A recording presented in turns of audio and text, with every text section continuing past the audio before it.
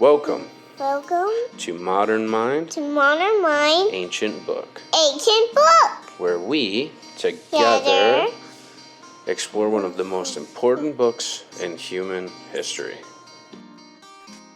Isabella, welcome to another Modern Mind, Ancient Book. Hi. Today, we're going to be doing the book of Samuel. There are two books. There's 1 Samuel and 2 Samuel. But it's really only one book. It's the book of Samuel. Oh. But we're going to talk a little bit about that. Before we do that, I want to brag on you a little bit tonight. So, you don't have to. Tell the listeners what you asked for when we were at church a while back. I asked for the gift of wisdom. Like who? I think it was Solomon, right? Yeah. And then, what did you ask me tonight on the car ride back from the grocery store? What is the meaning of life? And what did I tell you? I forgot. I said I have an idea of what it is. I've thought about it a lot. But what do you think it is? And what did you say? And I said to praise God and be with Him. Oh, man. That sounds an awful lot like Ecclesiastes. I think you do have the gift of Solomon. I think God heard your prayer and He answered. Yay. And you know what? I am incredibly, incredibly grateful. Not only that you asked, but that God heard you and answered. I'm more excited for your gift than mine. And what do you think my gift is? The church thing that you said. Is it? Yeah. Okay. Well, I accept that. And I love teaching and I love talking to people about God. But you know what I love the most? What? I love these moments with you that we get to sit down as daddy and my baby girl and talk about these things that are really, really important to me, like the book of Samuel. Yeah. Yeah. So, let's do that now. But before we do that, I love you. I love you more. Okay. So, 1 and 2 Samuel are one book.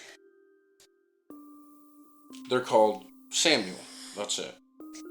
The Septuagint, do you remember what the Septuagint is? No, not really. It's the Greek translation of the Old Testament. So it's the Old Testament not written in Hebrew, but written in Greek. Who speaks Hebrew? Where is Hebrew from? Isn't it from... Jewish people. Oh. Jewish people speak Hebrew. And who speaks Greek? Greek people speak Greek. I was thinking about that, but I don't know. I didn't want to say it. Okay. So the Greek of the Bible, though, is called Koine Greek or Common Greek. And it's not the same Greek that people speak today. It's different. It's pretty old. It's at the time that the Septuagint was translated from Hebrew to Greek, is about 2,200 years ago, roughly. It's quite a while ago. So, okay. So, who wrote the book of Samuel, do you think? I think it was like,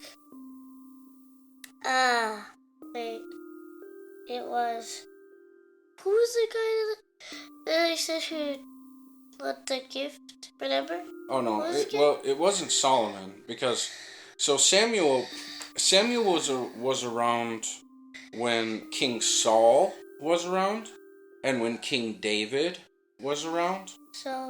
So Samuel probably wrote a whole bunch of this book, but this book actually was probably written by King David? Yeah, by a couple people, because it says, now the acts of King David from first to last are written in the chronicles of Samuel the seer, meaning the prophet.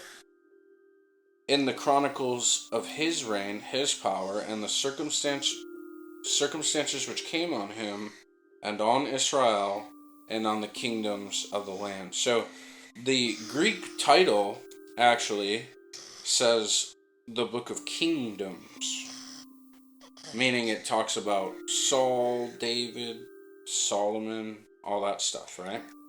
So, this was probably written by a few people. It wasn't just Samuel. Like who? Let me see. I think it is Nathan, the prophet Nathan. Gad. Okay. Yeah. So it's Nathan, Gad, and Samuel. Nathan, Gad, and Samuel? Yep. Samuel? That's G-A-D. Gad. Nathan, Gad, and Samuel. So, this book is probably 60, 70, it's about 70 years in length. What? It covers about 70 years of the history of Israel. Wow. So, the argument of this book is that Israel's prosperity and security. Do you know what prosperity means? I don't know. It means like if they could, if they were going to have a good future, right? Prosperity. It's like, prosperity means like good, positive, right? Like a positive thing. So, Israel's good future and security. Do you know what security means? Yeah. What does it mean? Like to be safe. Yeah, that's exactly what it means. Are dependent upon the submission. What is submission? What does dependent mean first? Oh, well, that makes sense. Dependent means, okay, so you are dependent on me. Because I buy your food and pay for your school and get your clothes. I count on you? That's right, you count on me. So let's do it in that language. So Israel's well-being for the future and their security are dependent on, or what did you say? They have to count on. Yeah. The submission. What does submission mean? Count on. Is it like the person? Well, submission. So, if I say, Isabella, stop doing that, do you stop doing it? Yeah. So you submit to me, right? So you stop doing it? No. What I'm saying is if I ask you to not do something, you don't do it, right? Yes. Because I'm your dad. Mm-hmm. So you submit to me. So that means that you, basically that you mind me, right? You're my parent, yeah. So I have to. Okay, so Israel's future well-being and security are that they count on and rely on and do what they're asked by when God asks. That's what that means. He's like their leader, right? Yeah, he's their leader. But this time they have a king, so the king has to rely on God, not just the people. Oh, that makes sense. Yeah. Because he's like the leader on Israel. That's. Do you remember when we did the book of Judges? Do you remember that? Not really. No? It was a long time. Okay, so in the book of Judges, Israel had taken the land of Canaan, okay? And while they were there, they broke up the land so that each of the 12 tribes had their own land. So the administration or the leadership of each part of the land was by each individual family. So they made it fair? Yeah, they made it fair between the 12 tribes, that's right. Yeah, because it takes... Yep, good job. And so, but during that time, there was no king. Oh, so they did it on their own? Yeah, there was only families, and they worshipped God, and they offered sacrifices, and they took care of their animals and their they planted plants, and they harvested, and they traded with one another. So God helped them? Yeah, and God was their king at that time.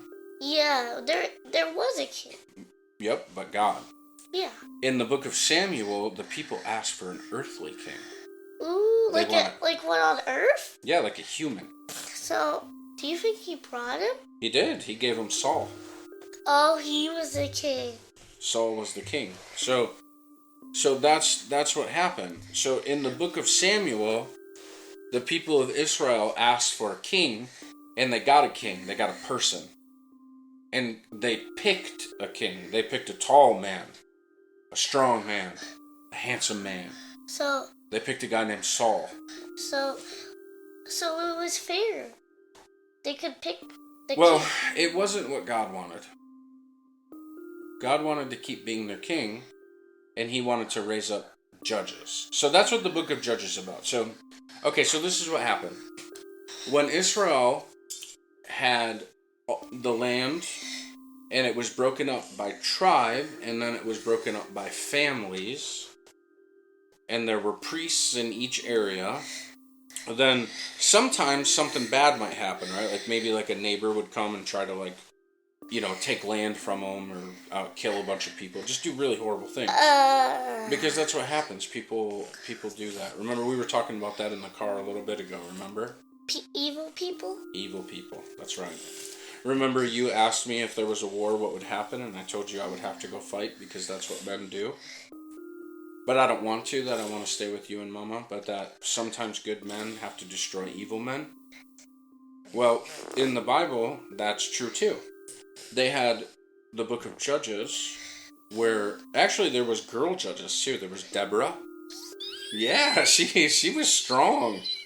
So I love it. She was a good leader, a strong leader. I like this book.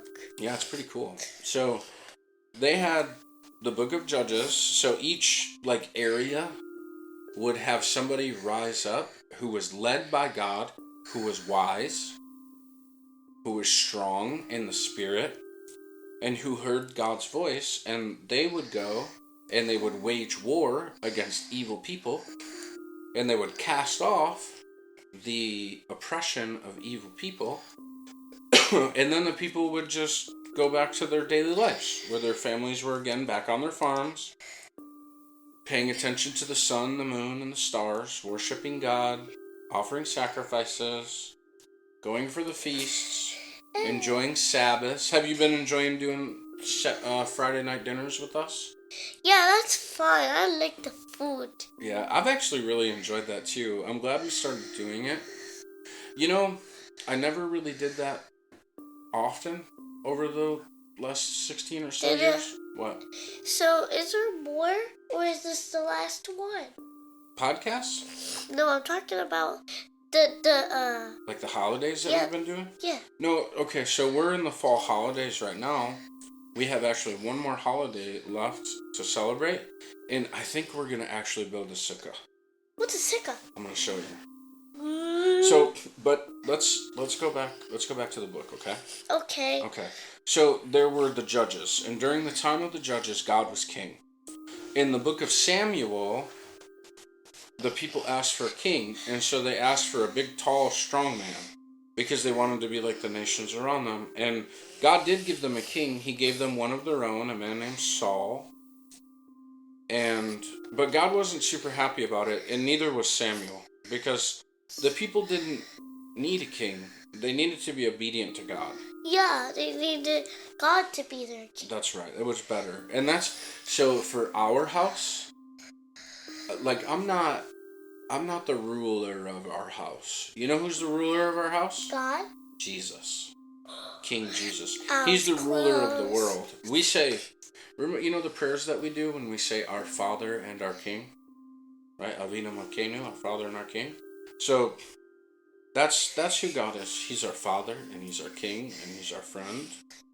And so we learn from the book of Samuel that it's better to have God as our King and not a man. That's what the book of Samuel teaches us. Yeah.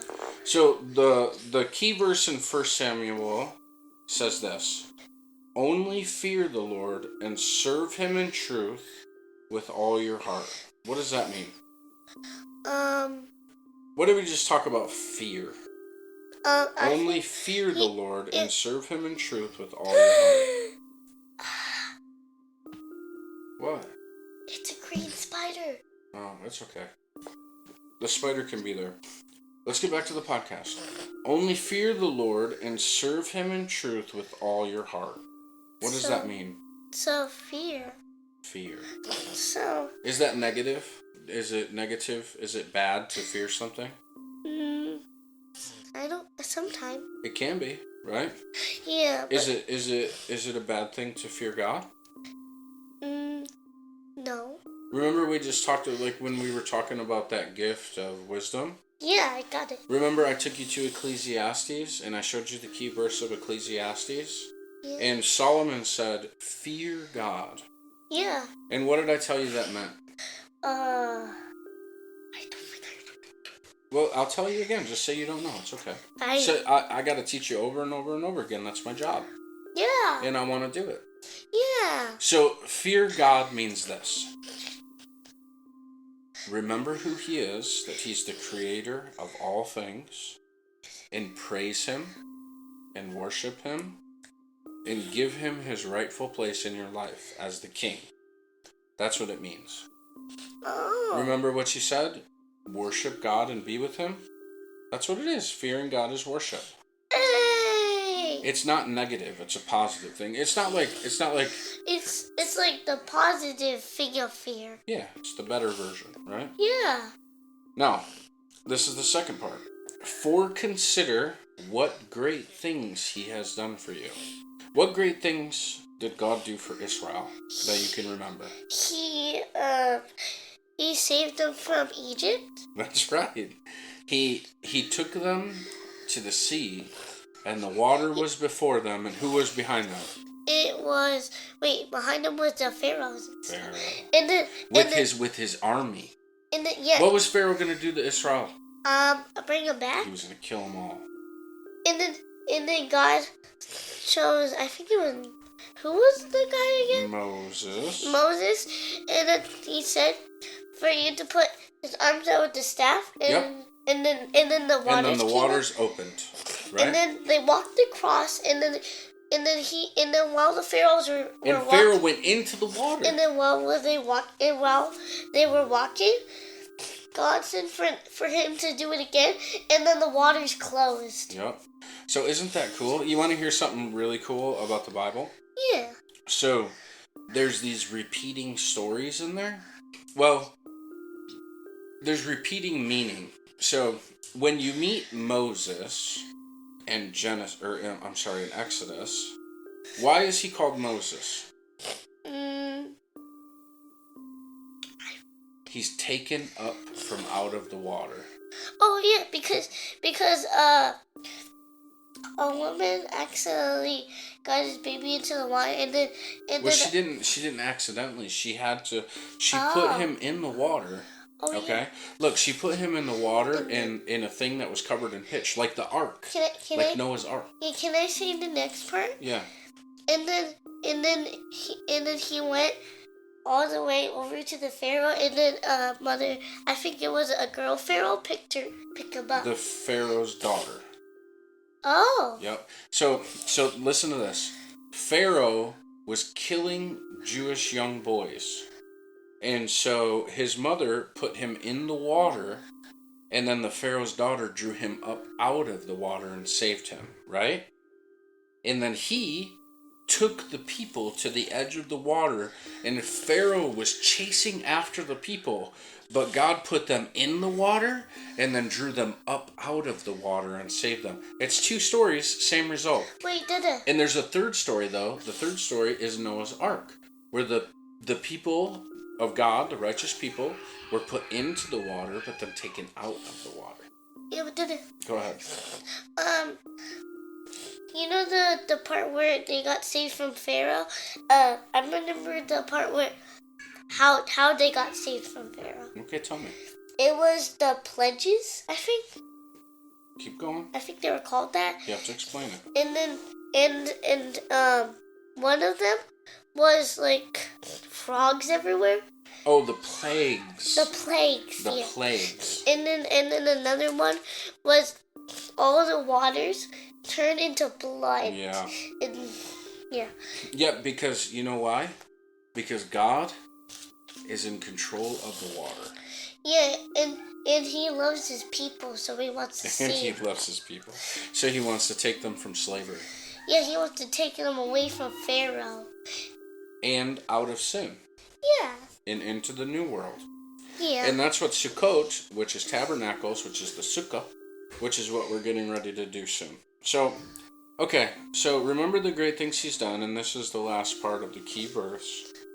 But if you still do wickedly, both you and your king shall be swept away. Do you hear the water language? Swept away? Oh, yeah, because, sometimes it doesn't. Yeah, when there's a flood, what happens? The water sweeps away. It sweeps everything away, doesn't it? Yeah, it sweeps everything. So there's a theme in the Bible where when armies from other nations come, they sweep away. What? Wait, you see the spider again? Yeah, it's right there, but it's like us as those mean armies, and then all of a sudden we get swept away from the ocean. With the ocean. Okay. Oh, you mean the mean armies of Pharaoh? Yeah. Yeah. Yep. Okay, so we didn't get too far in the book of Samuel, but this book has the story of Goliath in it. Do you remember Goliath? Oh yeah, Goliath. The giant. Where David gets a slingshot and then throws it at Goliath, and hits him right in the forehead. Yeah, and then he has free smooth stones, and then he falls to the ground. And then he cuts his head off with his own sword. No, he doesn't. David cuts Goliath's head off. Yeah. He does? Oh, yeah. You never told me that. No, well, it's in there. It's pretty violent. That's pretty violent. So, but remember what I told you? Sometimes good men have to do bad things to bad men? Sometimes they have to be violent. Sometimes we have to be violent. So we can protect our country. Well, I would never fight for the United States right now. Because I think God is doing a work. I would fight for you. Yeah, you fight for me. And I would fight for Mama. How about... And I would fight for my brothers. And if it took my life, I would give my life for you. That being said, the podcast is coming to an end, and the book of Samuel is wonderful. Wait. I will do your podcast. Okay. Say goodbye, okay? Bye. Thank you guys for joining us. Thank you for joining us. Come back soon. Thank you for joining us for Modern Mind, Ancient Book. We hope that the time spent with us was valuable for you. It certainly was for us. Like Isabella said, please come back soon.